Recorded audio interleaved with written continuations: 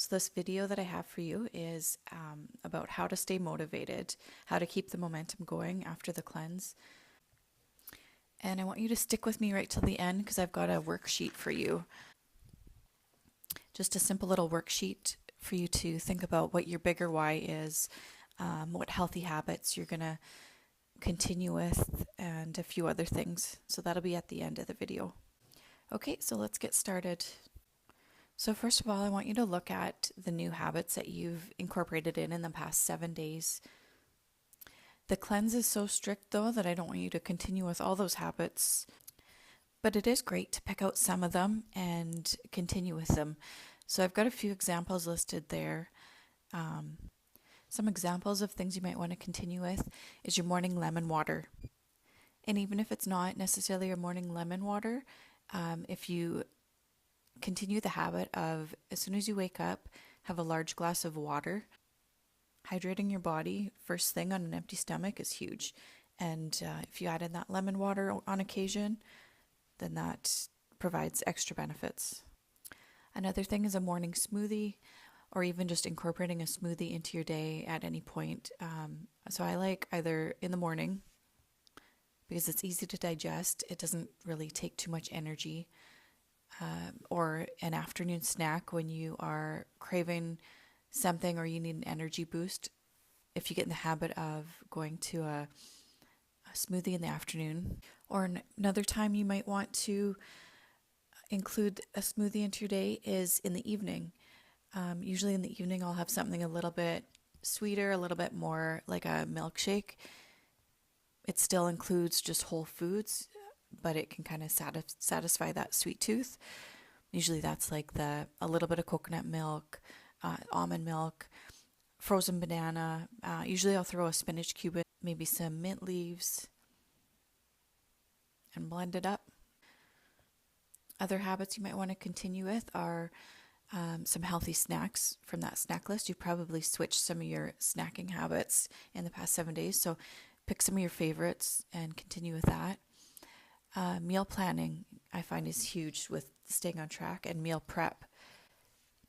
You'll notice the 7 days you spent quite a bit of time in the kitchen, lots of meal prep, and that might not be feasible for everyday life, but trying to have fresh fruits and vegetables ready to go can make a big difference. Another habit is one meatless meal a week.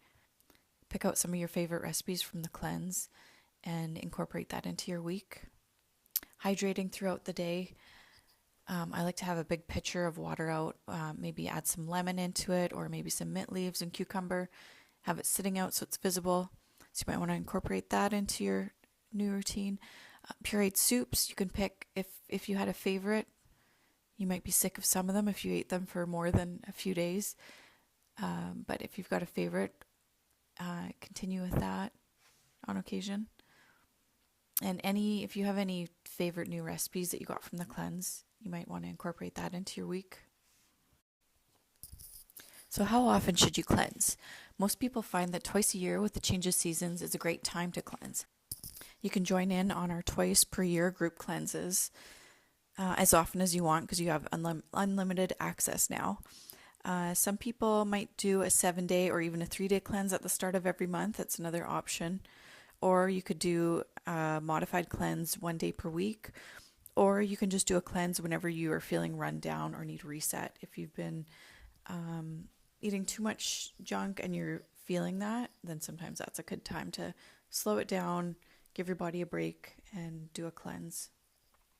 I personally like to do a 7-day cleanse spring and fall, and then maybe once a year if I find that I've really run my body down, then I might stop and do like either a 3-day cleanse or even like a 5 or up to a 7-day cleanse. And now I'm going to go on to one of the single biggest things that has helped me to stay motivated and stay on track with healthy eating. I want you to notice how foods make you feel, not just right after eating, but more importantly, the day after eating. Right after the cleanse is the perfect time to really get in tune with this.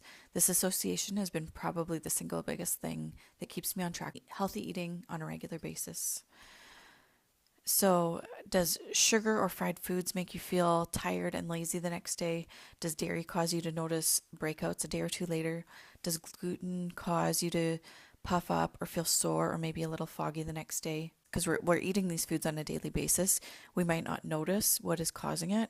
So, if you make note after the cleanse, you might notice it even more, or even just on a regular basis, if you can try to notice that. And generally, it'll be the day later.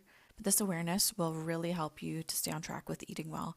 When your motivation is based on how you feel, you're more likely to pass up on a food if you are thinking you're going to have a zit on your face the next day, or if you're going to be tired all day the next day, versus a motivation to lose 10 pounds.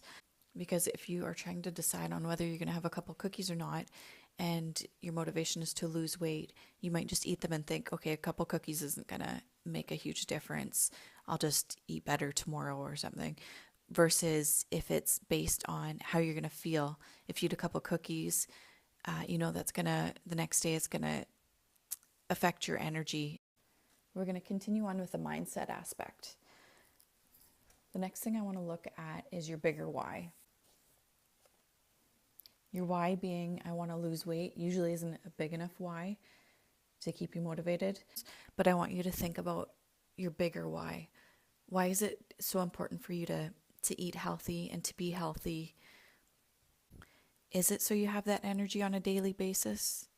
You don't want to go through life feeling tired, sore, maybe grouchy. You don't want to go through life with that extra weight. So take a few minutes and think about that and try to remind yourself of that often. The next thing is to envision yourself at your goal. How do you feel? How do you look? What does your day look like? Maybe that's an image of how your body will look. Or maybe it's having the energy to go for a run or to play with your kids and just feeling good and having tons of energy and being able to do that. Maybe that's just having consistent energy throughout the day and not having that afternoon slump or that time when you just feel like you need to nap. So figure out what you want and envision that. You might just have that vision in your mind, or you might want to make a vision board. I use Pinterest pictures, copy and paste that to a Word document and then print it and put it somewhere where you'll see it every day. I have mine up in my closet. And the next step to that is start to try to act as if you are that person already. Do the things that person would do. Think the way that they would think. For example, that's getting up and having a big glass of water instead of having a coffee or having a piece of toast. That is getting out for a walk every day, or moving your body in some form every day. That's including a salad or just some sort of fresh fruits or vegetables in every day. And my last mindset tip is to change the way you speak to yourself. I want you to catch yourself anytime you're saying something like, oh, why am I so fat? Or even just catch yourself every time you're thinking it and try to turn that around.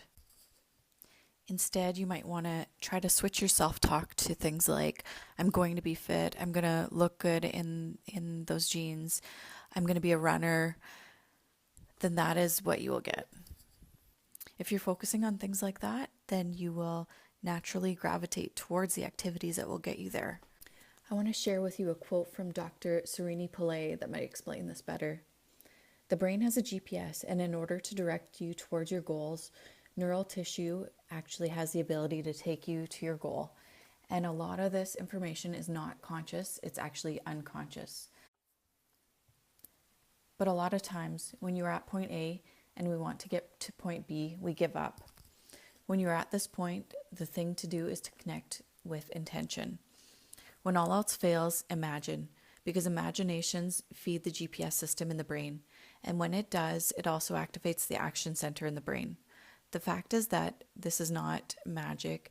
The fact is that the brain will move you towards your goal long before you know it. This is called preemptive perception. And another mentor of mine, Marie Forleo, says, What we say to ourselves in the privacy of our own mind matters. It drives our behavior, which drives our destiny, which shapes our world. So even though these thoughts might not seem like a big deal, they really are. And I'd first of all would like you to be aware of when they pop up. And second of all, I want you to try to shift those thoughts. And lastly, I just want to share with you a little bit of information on my one-on-one consultation services. As many of you likely know, I'm a registered holistic nutritionist. I specialize in working with moms in increasing energy, in weight loss, in reducing bloating and gas, and hormone balancing.